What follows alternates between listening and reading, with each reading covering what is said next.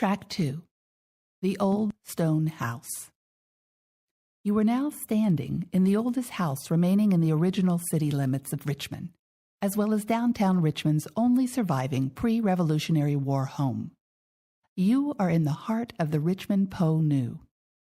Even during Poe's lifetime, the house was a landmark and local residents had already forgotten exactly when it was built. Because of a strange insignia carved onto an exterior wall, some thought it was built in 1685, well before the city's founding.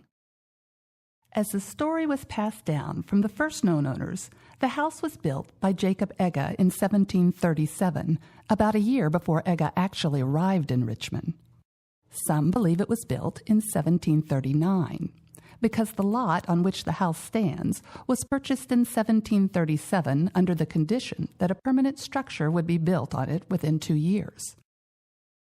Floorboards in the West Room were tested and provided a date of about 1754. During the American Revolution, the house was home to Samuel Edgar, son of Jacob Edgar, and his wife Elizabeth Edgar.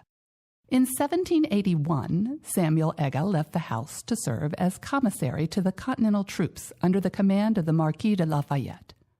Soon thereafter, Mrs. Edgar heard a commotion coming from Church Hill, to our immediate east, and looking out the window, she saw the British under the command of Benedict Arnold invading the city.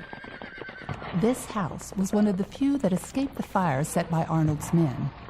Edgar family tradition tells us the house was spared because a British officer was being quartered here. More than 4 decades later, in 1824, Poe visited this house at the age of 15 while serving as lieutenant of the Junior Morgan Riflemen. This color guard was responsible for escorting the aged Revolutionary War hero, the Marquis de Lafayette, around the city. Lafayette was entertained by the Edgar family in the house while Poe waited outside. Unfortunately, Poe's homes in Richmond have been demolished, and many of the buildings familiar to him were lost over the course of the century and a half since his death. The furnishings in this room were saved from his sister Rosalie Poe's childhood home.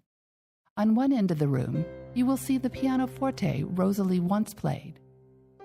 When Poe visited Rosalie and her foster family, the Mackenzies, at their Richmond home, Duncan Lodge, she would play this piano while Poe either sang or played his flute. His love of music is reflected in his very musical poetry, which he is said to have almost sung when he recited it. Poe himself called poetry the rhythmical creation of beauty.